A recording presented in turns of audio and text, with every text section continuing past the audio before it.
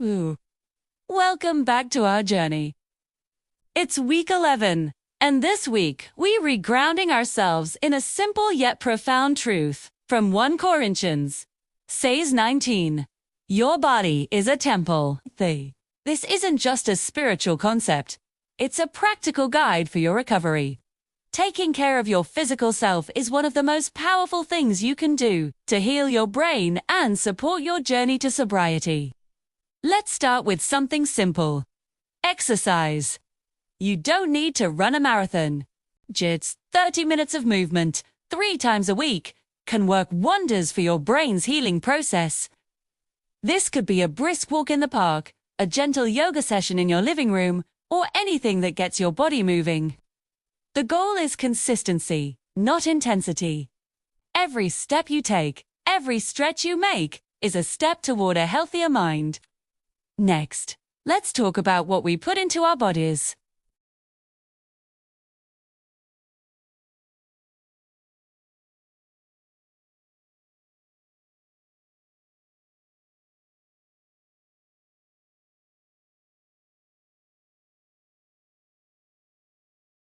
But it's not just the obvious sweets. Things like bread, potatoes, pasta, and corn all convert to sugar in your body.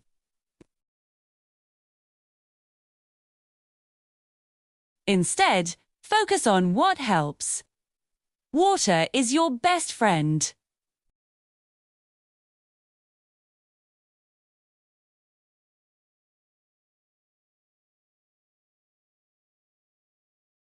A balanced diet rich in fruits, vegetables, and whole foods is ideal. If you're struggling to get everything you need from food, talk to your doctor about supplements.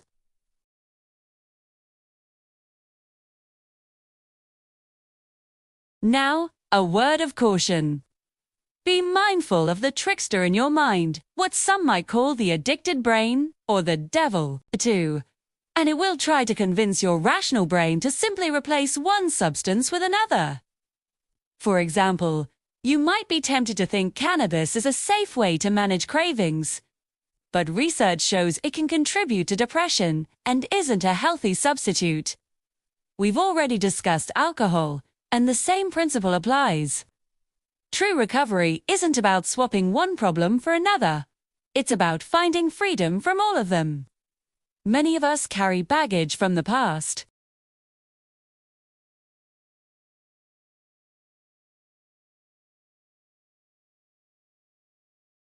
These factors might have shaped you in ways that were out of your control. Forgiving the past and giving those burdens over to a higher power, like Jesus, can be an incredibly liberating step. For the genetic side, you might need some extra help.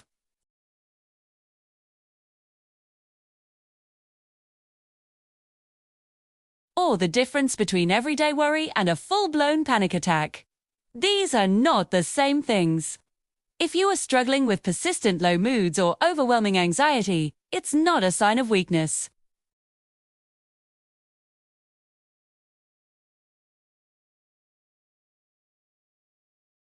An SSRI or other medication could be a necessary tool for your recovery. There is no shame in seeking medical help for a medical condition.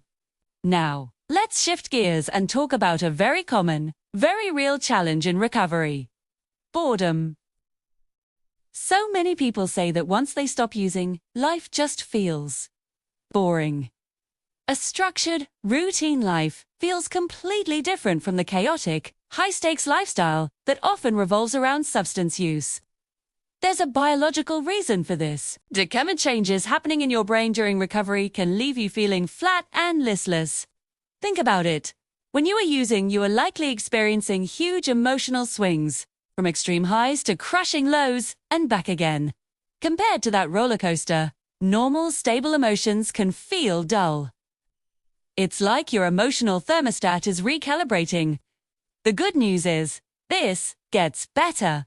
People who've been sober for a long time rarely complain about constant boredom. Your brain will heal, too, and your ability to find joy in everyday life will return. But in the meantime, what can you do? You need to be proactive. Let's start with a simple exercise. Grab a piece of paper and list 5 recreational activities you want to try or get back into. Think about what you enjoyed before your substance use began. Have you started doing any of those things again?